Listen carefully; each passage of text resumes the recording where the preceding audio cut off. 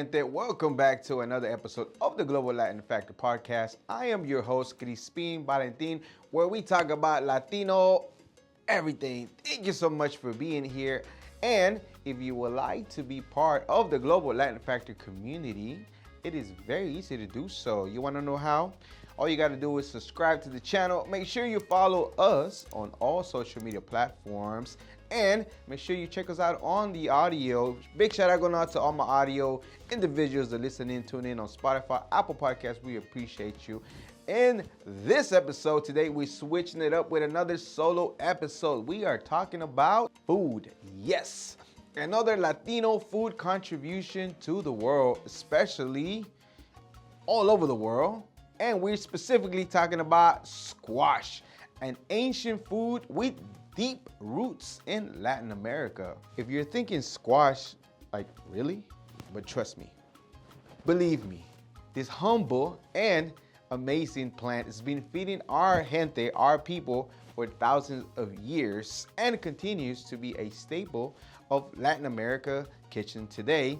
So grab yourself a snack, a pepita, and you're gonna learn about that. Sit back, relax, and check out this amazing episode, this amazing, fascinating history of squash and how it has shaped our cuisine.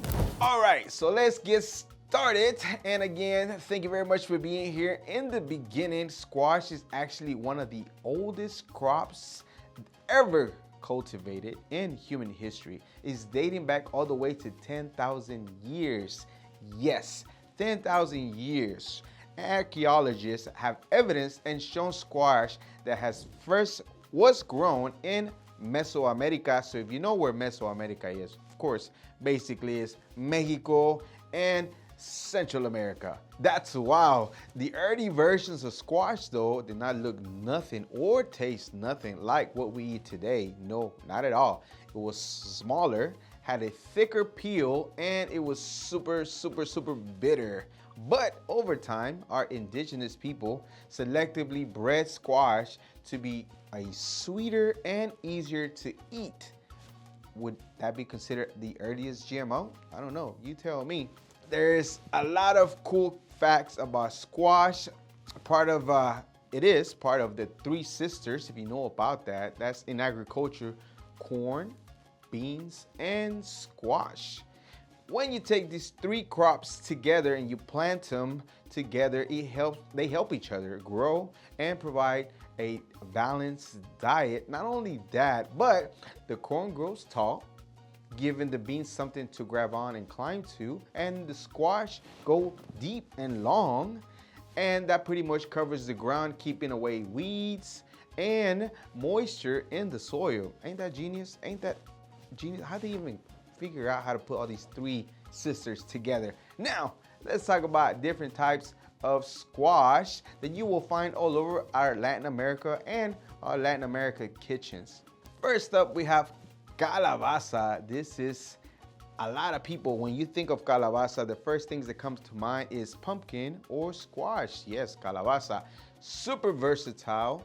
You can find it in soups, even desserts. One of the classic Mexican dishes is calabazas en tacha, which is basically candied pumpkin cooked over brown sugar and cinnamon. Perfect for Dia de los Muertos. Then there's chayote, a green pear-shaped squash that is super popular in Central America. You can eat it in a raw or raw salad, throw it in a soup, or stir fry it. Light, refreshing, and packed with nutrients. Next, we have calabacita or zucchini squash, probably seen and used in dishes all over the place, but one of the most popular is calabacitas con elote, one of my personal favorites, which is cooked with zucchini, cooked with corn, tomato, and if you know me, I don't do cheese, but if you prefer, please add the cheese and a little picante. It is simple but delicious. That's perfect as a side dish or even on its own with some frijoles and some homemade tortillas. Ay, delicioso, like my little nephew says. Oh yeah, and you cannot forget about flor de calabaza, squash blossoms. this bright yellow flower. It's a delicacy in Mexican cuisine. If you've never had a quesadilla of squash blossoms, what are you waiting for? You're missing out. I don't know if you even lived, if you never had one of those, and if you're a Mexicano especially, please do yourself a favor and try it today. So, how do people actually use squash in Latin American cooking? Well, let me tell you all about that and show you how it actually is all over our tradition and dish. In Mexico, you have caldo de calabaza, which is a comforting pumpkin soup, especially popular during cold months. And if you ever had pipián, you already know you had some squash seeds. Pipiáns are actually squash seeds. Pipián is a type of mole sauce made with roasted pumpkin seeds. It's rich, it's nutty, it's absolutely delicious, and I highly recommend it to try it today. My mouth is just watering thinking about some pipián. Moving down, Central America, squash is a key ingredient in heavy stews like sopa de res or beef stew, loaded with veggies.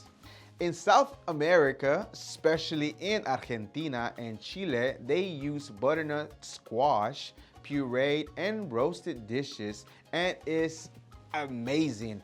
And in Peru, there's a traditional Andean stew called locro, which combines squash, potatoes, corn for a heavy, warming meal.